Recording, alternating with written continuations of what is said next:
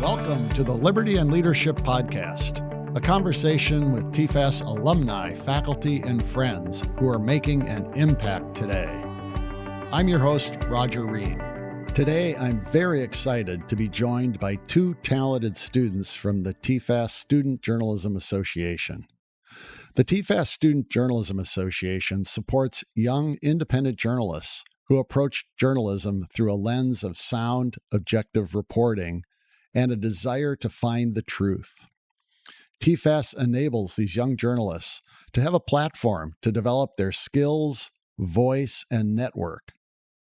My first guest is Thomas McKenna, a junior at Hillsdale College studying political economy and journalism. Thomas is the city news editor of the Collegian, Hillsdale's student newspaper. This summer, Thomas attended our TFAS summer program in Washington, where he interned with National Review. In that role, he covered such stories as the anti-Israel protests in Washington, D.C., the reaction on Capitol Hill in the aftermath of the June presidential debate, and the expansion of assisted suicide in Canada. In addition to his reporting, he has collaborated on speeches and op-eds for both members of Congress and corporate executives. Thomas, welcome to the show. Thanks for having me. I'm also joined by Jonas Du, senior at Columbia University, who is studying political science and economics, and is the editor-in-chief and founder of Sundial, a monthly magazine of political and cultural discourse at Columbia. A contributor for Young Voices, he regularly writes about higher education and free speech issues, and his work has been featured in USA Today, National Review, and Reason. In fact, Jonas was an editorial intern at Reason in the summer of 2023, and this past summer joined the Free Press. Jonas, so good to have you with us. Thank you for having me, Roger. Well, we have much to discuss over the next 30 minutes. Let's begin with me posing a question to each of you about things on your campus. I know you come from very different campus environments, Columbia and Hillsdale. So let me begin with you, Jonas, and the campus of Columbia, which was in a sense ground zero for anti-Israel protests. What was it like to cover events there this past year? Well, I'll say that it was a surreal experience, to say the least. Campus did not feel like a college campus for all of April and all of May at Columbia. And to cover it and to be on the ground as they were setting up the encampment, as they were occupying Hamilton Hall, it was a surreal moment that, I knew was going to be national news, but at the same time knew was an incredible opportunity to develop as a student journalist and to witness firsthand and have sort of unprecedented access. When they were occupying Hamilton Hall, I was just stepping out of Butler Library, our main library, getting ready to study for finals. And it was around midnight. And I see the mob of protesters in the encampment and from all around campus coming towards Hamilton Hall. And everyone's around me saying, oh, they're planning to occupy it. So I immediately rushed to the doorstep of Hamilton Hall as they were arriving there. I got there sort of before most of the mob, and I was right by the door taking pictures, posting on Twitter what I was seeing. And gradually I was surrounded by all of these people that were trying to form a human chain. And to have an experience like that as a junior in college is not anything you would expect as a college student, but especially as a student journalist. It's been a crazy environment, but it's also been very fulfilling to be able to tell the story from an independent perspective. By being there when it was taking place, that generated opportunities for you to be on national news to talk about it, right? That must have been an interesting experience. Absolutely. And, I get accused of by the people on the left at campus for capitalizing on the opportunity to, go on national news and develop my career. And my response to that is always, look, there needs to be people who are willing to tell the truth, are willing to call out anti-Semitism when there is anti-Semitism, are willing to say there are people that support terrorism and there are people that are pro-Hamas on campus, and this is what I'm seeing. And, to be able to share that story and tell people that that's what's happening, that's much more fulfilling than sort of any sort of personal gain that I might be getting from this. One other question about that, and then I have a question for Thomas. But at the time you were there and that was taking place, did you feel personally threatened at all? Or was it a safe environment for you to be in right in the midst of it all? Well, what I'll say is that there were a lot of concerns from the Jewish community about student safety. Personally, I'm not Jewish. I felt that I was physically going to be safe, although on social media, you could see that I was among the reporters that was by the doors of Hamilton Hall, and they were texting me, like, please, like, get out of there. Like, what are you doing? And so it did get a little bit tricky at times.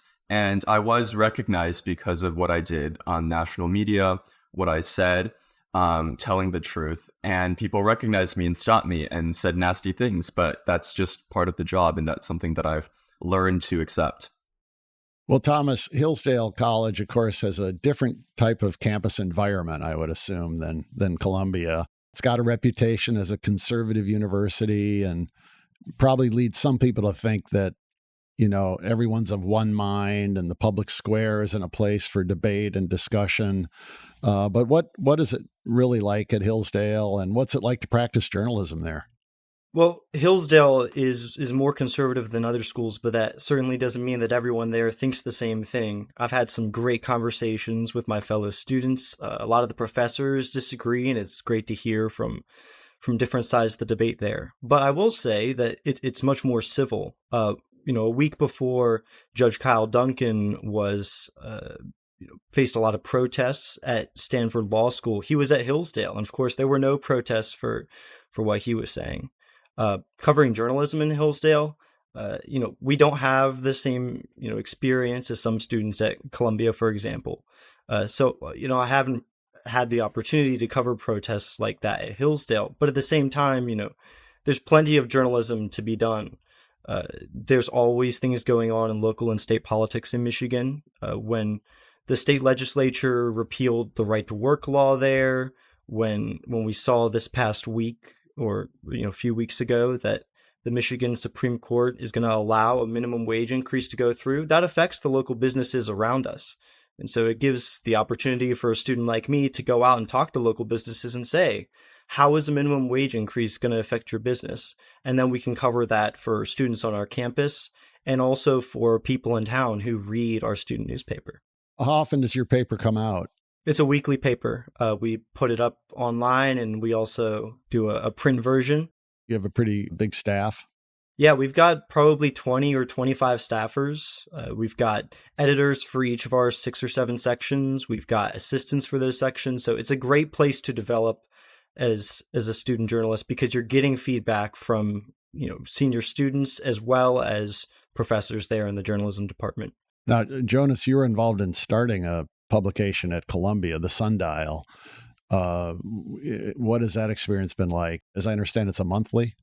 That's correct. It's a monthly print publication, and we publish online regularly as well.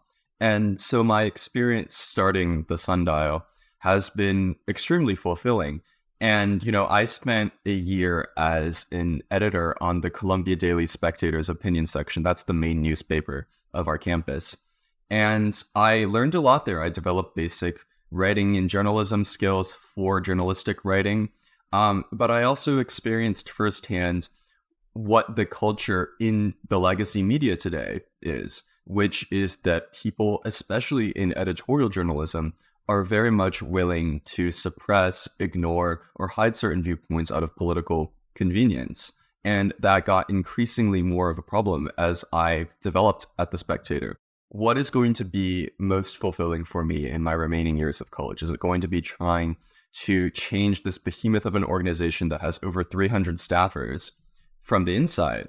Or is it going to be to try to shake things up and start a publication that's actually going to get people talking again, that's going to share viewpoint diversity, that's going to, even pursue investigative journalism? And ultimately, I think I made the right decision. And the reception for the Sundial has been amazing, especially given what's going on at Columbia this past semester. We've had a lot of people come out and say, hey, we really like what you're doing. I'm not seeing this kind of content anywhere else. And I can't wait to see where you guys go in the fall. So that's been very fulfilling. At the same time, there are people that think that free speech is a conservative cause, that think that viewpoint diversity is a conservative cause. And those people will always be there. But I think it's a very positive start. Now, TFAS started the Student Journalism Association a little over a year ago with our aim to promote a more vibrant news media, more vibrant, environment on campus for journalists and to develop, talent at the collegiate level for careers in journalism. Thomas, has the Student Journalism Association, your participation had been helpful to you? Absolutely. As a member of the Student Journalism Association, I had the opportunity to go to one of their conferences in Chicago. And there were two great things that I got to experience there. One was getting to meet other students from other schools and learn about their publications, because those schools are very different from Hillsdale. They're either bigger or they're much less conservative. And so that leads to a different environment for student journalists there. But I also got to hear from some of the pros. We heard from Christine Rosen, who is on the Commentary podcast and a fellow at AEI, and getting to hear about her experience as a commentator and what her day looks like and what she reads. Those are all things that help to inform your development as a student journalist. And so having both of those opportunities in Chicago, that was a great experience. And Jonas, what was kind of your expectation in getting involved in our Student Journalism Association, and how has that been so far? So going into the SJA, I, expected to meet people from different schools who had done similar things, sort of a network of support, professional support, especially institutional support, as well as potential connections with future opportunities in the media and in journalism. And I would say that SJA absolutely has fulfilled all of my expectations and more. I had the opportunity to spend 2 days at the New York City conference, the Northeast Regional Conference. And there I met lots of very, very interesting student journalists who were also interested in spreading viewpoint diversity, in doing investigative journalism that their mainstream papers on their campuses weren't doing. And so to connect with them was an incredibly valuable experience. And even this summer, I'm running into them across the Northeast. I was at the Foundation for Individual Rights and Expression. They had a summer conference, and I met SJA people there. And we had a great time catching up, and just bringing people together like that, I think, is a huge part of SJA. And beyond that, I'm really excited to see how this association grows, and I can't wait to meet more and more people. And at the New York City conference, I would say a highlight was getting to hear from Tim Carney, whose work I really respect. And he really emphasized the importance of, going on the ground and talking to people and reporting, which I think is absolutely important. Now, Thomas, you participated in our summer journalism program in Washington, D.C. and interned at the National Review. Could you talk a little bit about that program that you attended, and as well as your internship? The SJA program this summer was fantastic. I got to meet other students from other schools and got to know them over a few weeks, living in the same dorm and then going to the same classes and hearing the same guest lectures. Having conversations with them was a great way to develop, a wider perspective and learn from them, learn from my peers. We got to hear from, some of the professional journalists in DC. One talk that stood out to me was from an NPR reporter who had been reporting on Capitol Hill for a while. And she was able to tell us the inside scoop about how to develop a beat and develop sources. And I ended up running into her while I was covering Capitol Hill for National Review a bit this summer, and just saw her in the hallway and got to talk to her there. And just being able to see a familiar face in that setting, that's something that the program gave me. As for my internship, a huge part of my internship was getting to take a Capitol Hill press pass, go up to the halls of Congress and ask members of Congress questions. One of the best experiences this summer was right after the presidential debate that kind of blew up the presidential race. Congress was back in session after the July 4th recess. And this was the first opportunity to put members of Congress on the record about what they thought about the president's reelection bid. So I went up there with some National Review reporters who showed me the ropes, who showed me how to go up to a congressman and say, I'm Thomas McKenna with National Review. Do you think the president should drop out? And just being able to put members of Congress on the record as somebody who's, a rising junior in college, that was a fantastic experience. Was not a dull summer for covering the news, and that's great you had that opportunity. Now, Jonas, I don't know whether we had a role in your internship placement, but you had an internship at the Free Press. Could you talk a little bit about that internship and kinds of things you did there? The Free Press has been an incredible company to work for so far. It's been about 10 weeks and I've got 1 week left. And I would say that at the Free Press, I've had the opportunity to take on assignments and to pursue projects that I would never have the opportunity to do in the legacy media. And the Free Press is very exciting because it is a startup and it is disrupting the journalism industry, especially mainstream legacy media. And to be a part of a very scrappy culture, a very on the ground reporting culture, especially when it comes to things going on in New York City, that's been very valuable. And so I've had the opportunity to write personal essays based on my experiences at Columbia, as well as my other thoughts in social media and other topics. But I've also had the opportunity to go out and report. I covered the court hearings for the Columbia protesters that were occupied Hamilton Hall. So I sat in the courtroom for a day and I watched as each of their charges got dismissed by the Manhattan DA. And I co-wrote a report with Francesca Block, one of the reporters at the Free Press. Her and I have actually been collaborating on a couple other investigations as well, and I'm hoping to continue into the fall. So I've just gotten very, very valuable experience with print journalism, but also with video. They're quickly growing their video team, and so I had the opportunity to help build out their New York City studio to sort of learn the ropes of how that side of the editorial board works. And so it's been a very diverse experience, and it's been a very fun experience this summer so far. Could you comment on whether, the kinds of real world experience you're getting through your internships is probably much superior than if you were taking courses in journalism and learning it in the classroom? Would you agree with that, Thomas? One thing that one of our journalism professors at Hillsdale says is the best way to learn journalism is by doing journalism. That's John Miller, who heads our journalism program there. And I think that's absolutely true. And one of the best ways to do that is through an internship at a place like National Review, where you've got veteran reporters who are showing you how to do the job, just the hard skills. But at the same time, combining that with classes and other subjects is going to give you a better sense of the field of economics. When you go to do reporting on economics, your understanding of supply and demand and how price floors cause shortages is going to influence your reporting on something like the minimum wage or a right to work law. So absolutely, it's important to learn journalism outside of the classroom. But at Hillsdale, I've been able to combine that with classes in journalism as well. And now, Thomas, this summer while you were in our program, you also took a course in economics. Is that correct?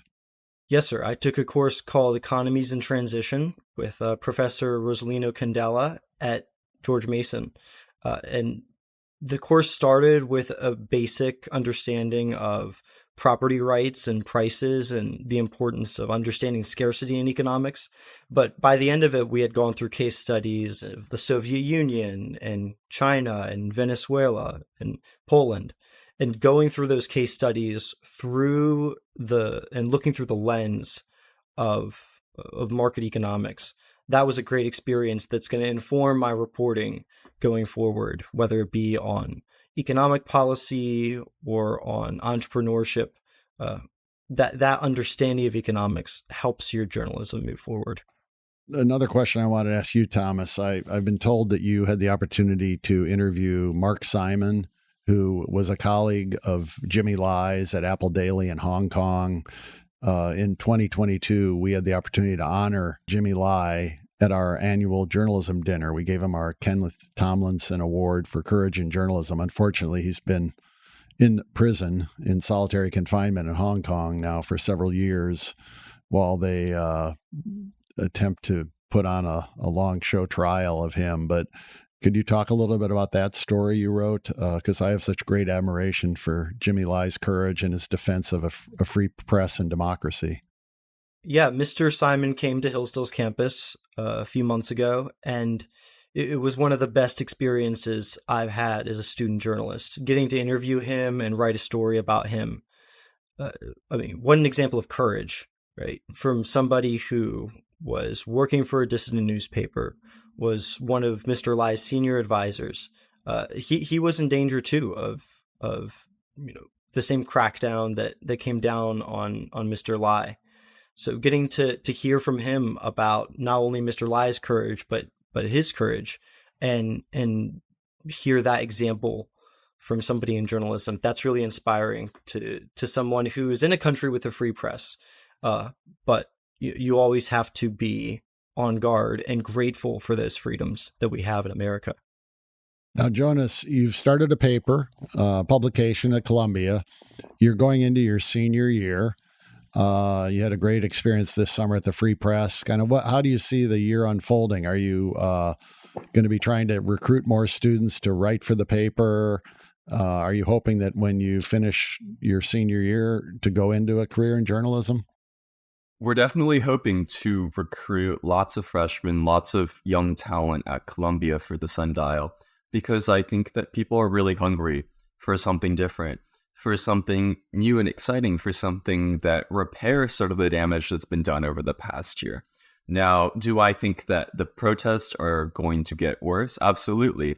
One of the organizers of the encampments just came out and said that encampments are a new baseline. So it's not going to be an uneventful year for sure. So we'll have a lot to cover. But absolutely, we're trying to recruit heterodox writers, people from the left and the right, to come on and join in our mission to support free speech and viewpoint diversity. As for my future after my senior year, I do think that I want to pursue a career in media and in journalism. I'm hesitant to go work for the legacy media, of course, based on my experiences at the Free Press and at Columbia with the Sundial and the Daily Spectator. So I would love to be part of something new and different, such as the Free Press. And I really think it's an exciting time to be in journalism. There's a lot of changes going on in the industry. And I think that the work of TFAS in supporting the SJ has been absolutely crucial in supporting the next generation in that industry. Now, Thomas, from what you've said, you've done some, speech writing or work in that field, but you've also now got some great experience you're developing in journalism. You've got some time to make a decision on a career, but has the work you've done in journalism really lit a passion in you for that as a career objective? Absolutely. I just think back to one of the first journalism internships I did in high school, where my town during the Stanley Cup Finals renamed itself Capitalsville for the Washington Capitals. And Thomas in high school got to go out and cover that story and get a sense of the adrenaline rush of chasing down a story and finding more information and turning that around quickly and giving that to the public. So as much as I love speech writing and ghostwriting, and that might be something I want to do in the future, right now I'm just super passionate about journalism in the same way I was in that first internship. And so it's something I want to continue. I definitely want to continue reporting.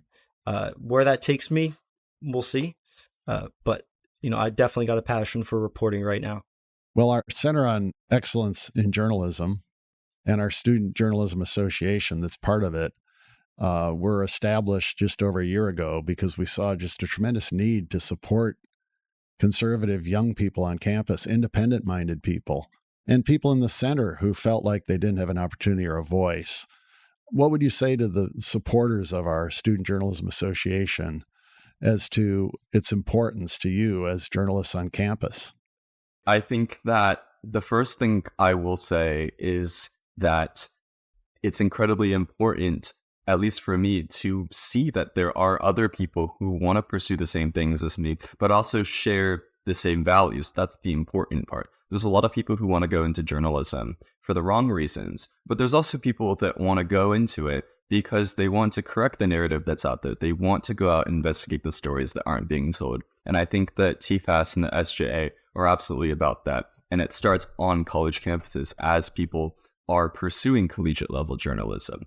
Then they bring those skills and those networks and connections they developed to their internships and then on to their professional careers. So absolutely, I think that the network and the community that these kinds of programs provide is so important. And Thomas, you've got, John Miller and a great program at Hillsdale, a great newspaper there, but you've expressed your opinion about the value of the Student Journalism Association, but perhaps you'd have a message for the people that support it. Well, I'll say, when I went to the SJA conference in Chicago and when I was working with and learning with other SJA fellows this summer, I saw the hunger for programs like SJA on American college campuses. And that's something that needs support. The demand is there, right? But people who want programs like SJA, who want to write for its publications, they need the support of people who are friends of the program to help them accomplish that goal. And so, as I go forward and try to develop a journalism career, I'm going to be looking to SJA for support as I try to navigate DC and navigate a field that isn't always friendly to people who share my values. And so it's just still so important to have programs like SJA that help to meet students and bring them together when they want to pursue journalism, but are facing a field that doesn't share their values.